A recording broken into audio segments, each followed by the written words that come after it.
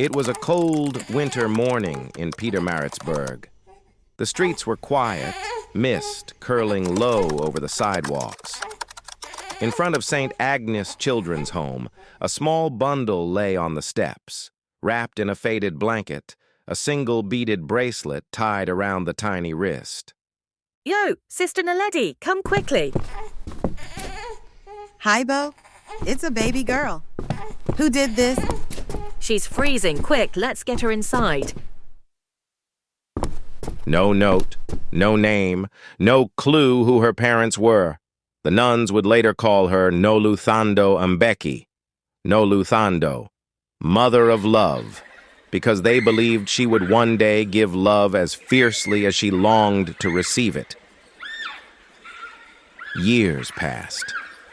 Thando, as the other children called her, grew into a quiet but observant girl. The orphanage gave her food, clothes, and shelter, but never the one thing she truly wanted: a family. Thando soft said to herself, One day I'll have a mama and baba who love me. Thando, come help me with the younger ones. You're so good with them. She was. But deep down, every smile she gave the other children came with a silent prayer that one day she wouldn't just care for others. Someone would care for her. When Thando was 14, everything changed. Thando, these are Mr. and Mrs. Dlamini, Themba and Zinle. Sawubona, Thando. You're even prettier than the sisters said, Mrs. Zinle mentioned. Good afternoon, ma'am. We've been looking for a daughter, and we think you might be the one, Mrs. Zinle quietly said, looking into her eyes. Thando's heart leapt. She tried to hide her excitement, but inside she was already packing her few clothes in her mind while she whispers, A family, finally. Durban was nothing like Pietermaritzburg. The Dlamini's home was in a leafy suburb with high walls, a mango tree in the yard, and a gate that opened with the press of a button. This is your room, Thando. New bedding, new curtains. I hope you like pink. Mrs. Zinle Thando, smiling widely, said, I love it, Ma. School was better, too. New uniforms, new shoes, new friends. For the first time in her life, Thando felt like she belonged. But happiness is fragile, and sometimes it doesn't last. A year later, Zinle came home with news. Thando, we're having a baby, Mrs. Zinle mentioned. Thando was genuine happy. Really? Ya, Ma, that's amazing. She didn't know this joy would mark the beginning of her loneliness. When the baby boy arrived, the house was filled with laughter, but none of it was for Thando. Who's Daddy's boy? Saneli is Daddy's boy. Thando loves playing with the little boy, Sanele, a very cute boy. But slowly, the smiles, the warmth, shifted away from Thando. It started small, more chores here and there. Thando, you're older now. You can help more, Mrs. Zinle said. But soon, it wasn't help. It was work, endless work. Mrs. Zinle snapped always. Why is the floor still dirty, Thando? She said angrily always. You should be grateful we even took you in. Soon, school fees stopped. They claimed money was tight, but the new toys for Sanele never stopped coming. Thando became invisible in the house that once felt like home. One day, as Thando was cleaning, a vase fell off the table. Mrs. Zinle, furious, shouted, My vase! Do you know how much that cost? Themba, you're just a burden, Thando. That night, lying on her thin blanket, Thando decided she would leave. At 18, Thando slipped out into the night with a small bag and 50 rand in her pocket. The city was loud, harsh, and unforgiving.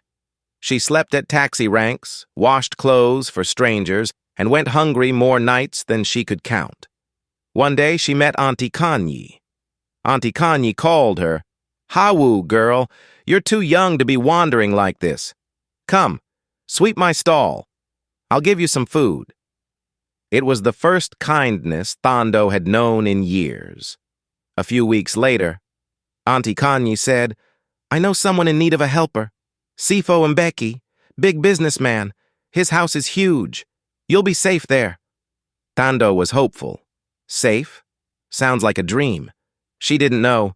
Her new employer would change her life forever. The Mbeki mansion sat high on a hill in Umhlanga, gazing out over the Indian Ocean like a ship that owned the waters. Its walls were glass and marble, its driveway stretched on forever, and palms whispered secrets in the coastal breeze. At the gate, a uniformed security guard looked her over, checked her papers, and waved her through. The iron gates slid open with a heavy groan, and Thando stepped into a world she had never imagined. The house manager, Mrs. Pillay, met her at the entrance. Brisk, but not unkind, she explained the rules. Schedules pinned on the wall, uniforms waiting in the laundry, boundaries that could not be crossed. Mr. Mbeki valued order and silence. Thando listened carefully, her voice soft but steady, as she thanked the woman for the opportunity. They led her through the kitchen first, stainless steel gleaming like new coins, then into the dining hall, where a table long enough to seat 20 men stretched beneath chandeliers that looked like falling stars. It felt less like a home and more like a boardroom for kings. Her room was small but clean, a neat cupboard in the corner, and a window that opened to the ocean's light. For a girl who had known benches at taxi ranks and back rooms in Soweto, it was more than enough. Mrs. Pillay's tone softened as she reminded her, lunch was served at 12, help was always near if needed, but the stairs to the upper floor were never to be climbed without instruction. Thando nodded, grateful, whispering thanks in her mother tongue. And so, her new life began.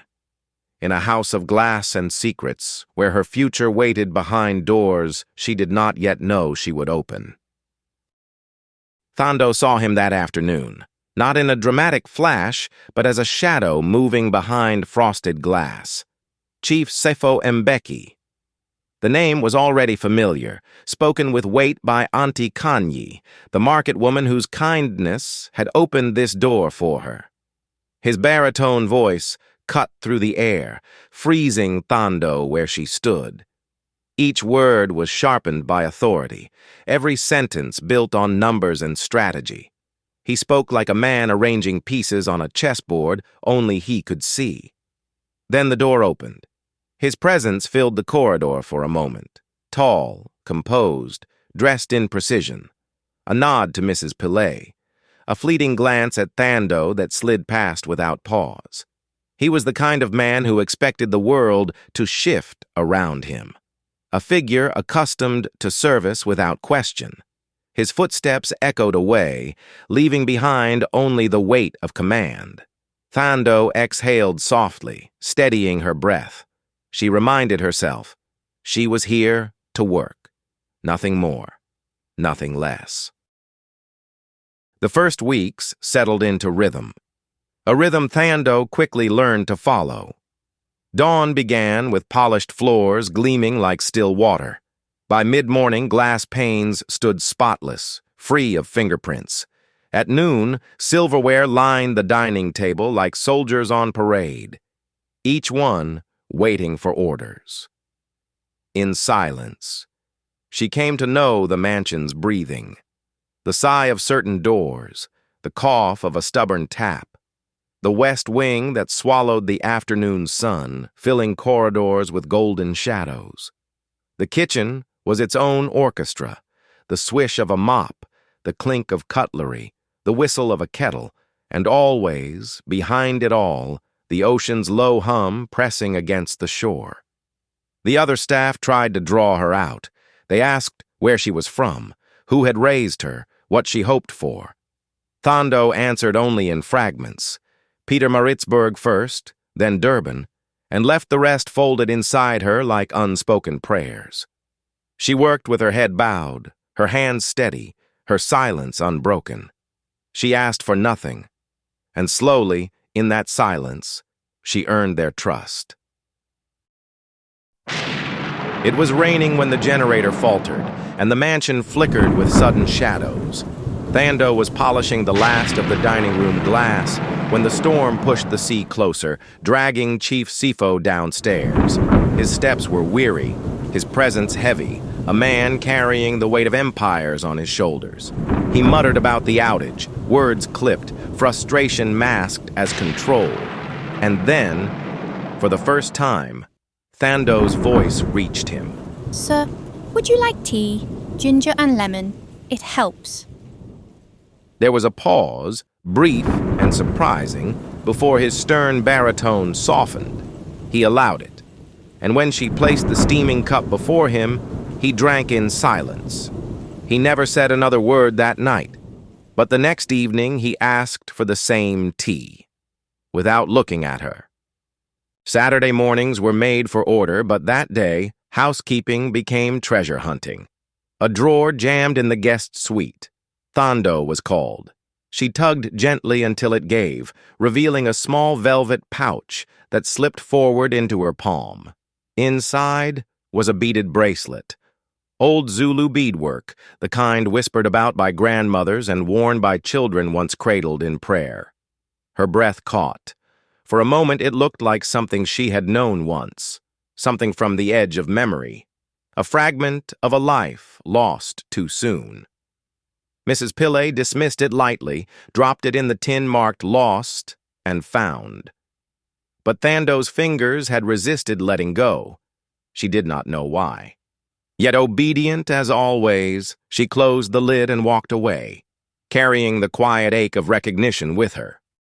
A week later, the board dinner ended late. The mansion emptied, laughter gone, coats carried away, only the hollow clink of cutlery left behind.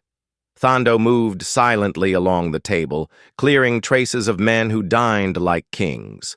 At the far end, Sipho lingered, shoulders heavy, eyes distant. For the first time, his gaze turned toward the girl who moved like quiet air through his house. Chief Sipho said, "Do you ever get tired of cleaning up after other people's mess?" Thando paused, her hands still, her voice steady as she answered.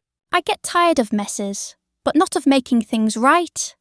The silence that followed was not empty. It was new, a silence that noticed her.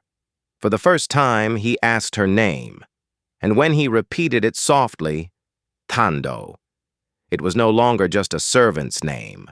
It was a presence, a voice, a person. Neither of them knew it yet, but this quiet exchange would be the beginning of something far greater. A thread pulling them toward truths long buried and a bond neither could have imagined.